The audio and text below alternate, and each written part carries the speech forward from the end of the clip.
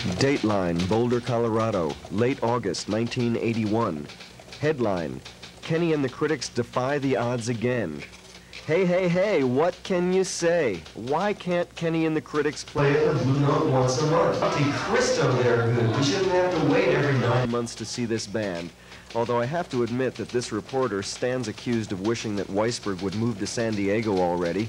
10 years of him in Boulder is more than too much. So what did the guy do this time? He assembles a band that even Chaz Barber would pay to see and assaults the audience with an array of songs that would even awaken the sleeping. Let's look at the Critics lineup this time around. For one thing, it's been rumored that Weisberg came closer to taming lead guitarist Sam Broussard than any other wild animal trainer with Eagle Scout lineage. In fact, a blonde in the bleachers swears she saw Sam smile 6 times during the first set. And how about the pairing of Broussard with Pearl's leader, the conveyor belt of consistency, Chip McCarthy. Broussard and McCarthy, McCarthy and Broussard. On paper, they're the best backcourt since Earl Pearl and Clyde the Glide. Broussard brought along fretless wonder Greg Overton to provide bottom for the band. Overton still won't tell this reporter why he quit law school to do this gig, but let it suffice that when offered Wilson Pickett's Mustang Sally, he opted for the Young Rascals version instead.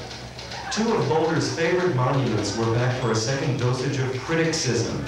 Keyboard fanatic Jamie Kibben took a leave of absence from his new San Franciscan life to return to his old Boulder stomping grounds. He may have left his Hobie cat in Oakland Bay, but he sailed through his week of performances like a captain possessed. And drummer Brian Brown, a Louis Armstrong protege of the 1960s, proved beyond a shadow of a doubt why his resume whispers that he has been the original drummer in Firefall, Orchestra of Clouds, Dusty Drapes and the Dusters, and now Kenny and the Critics. And after years of failing to track down David Hughes for an interview, Weisberg finally located him when Craig Skinner leaked the word that the Critics were looking for a multi-instrumentalist. Hughes's response? Why not? I hate vacationing.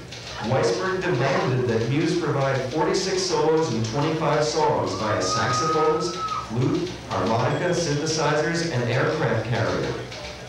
Does this sound like hype to you? Well, what do you expect from the Boulder Daily Boredom, our town's #1 and only newspaper?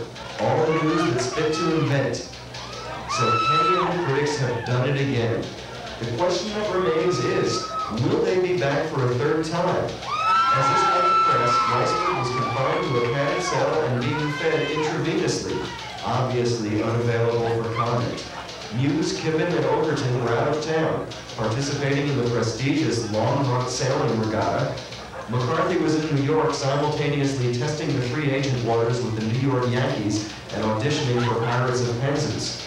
Broussard's only comment when asked about the return of the Critics was, "I don't care." And Brian Brown was found in a gutter screaming, "Blame it on the drummer," over and over again. In closing, remember 2 things. In sickness, there is health. And in rock and roll, there is sickness. The defense rests.